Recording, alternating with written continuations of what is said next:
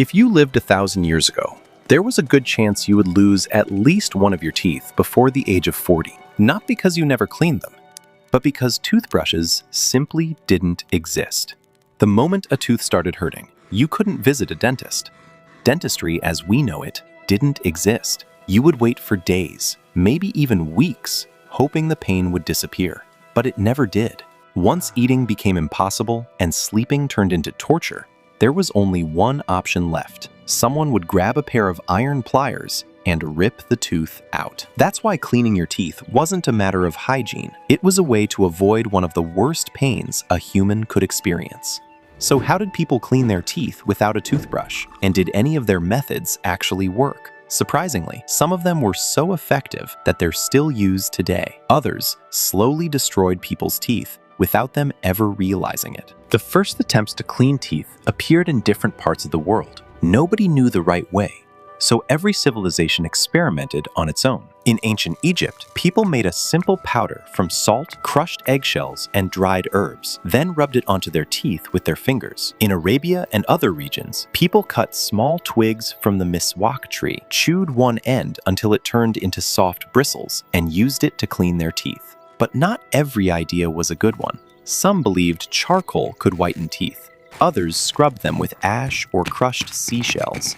At first, their teeth looked cleaner. What they didn't know was that these rough materials slowly wore away the protective outer layer of the teeth. They believed they were protecting their smiles, while they were actually shortening the life of every tooth. But that wasn't the strangest belief people had about teeth.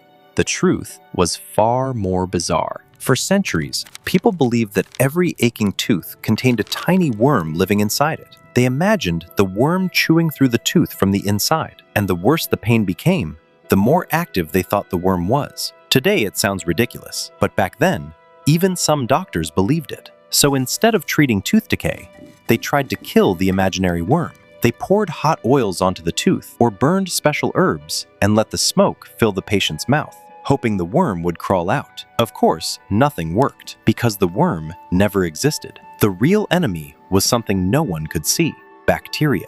But humanity wouldn't discover that for hundreds of years. During that time, millions of people paid the price with their teeth. And once the pain became unbearable, there was only one solution left.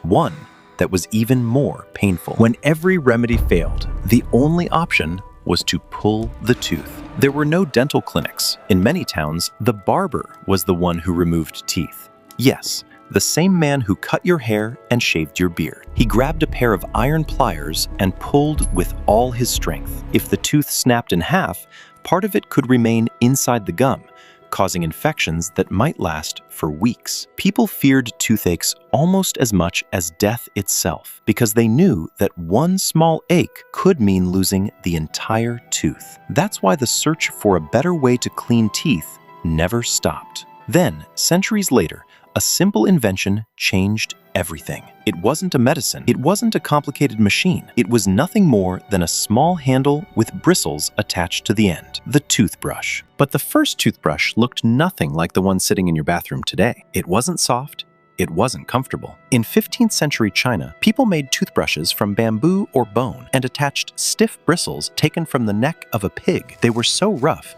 that many people's gums bled after using them. Even so, it was a huge step forward. For the first time in history, people had a tool designed specifically for cleaning teeth. Merchants eventually carried the idea into Europe. Surprisingly, many Europeans rejected it. Some thought brushing your teeth was a strange and unnecessary habit.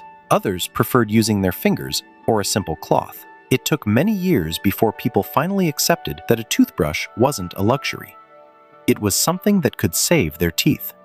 But even after toothbrushes became more common, another problem remained. A toothbrush could remove food, but it couldn't do everything. That's when another everyday invention began its own story: toothpaste. In the beginning, toothpaste wasn't a paste at all. It was a dry powder stored in small containers. People dipped a finger or a toothbrush into the powder before cleaning their teeth. Some powders were made from salt. Others contained charcoal or crushed chalk. They removed dirt, but they were far too abrasive for everyday use. Gradually, the powder became a smooth paste. New ingredients were added to fight cavities and freshen breath. Then, in the 20th century, nylon bristles replaced animal hair, giving us the modern toothbrush we know today. It's strange to think that something we use for just 2 minutes every morning is the result of thousands of years of trial and error. Millions of people lived, suffered, and lost their teeth before this simple tool finally reached our hands.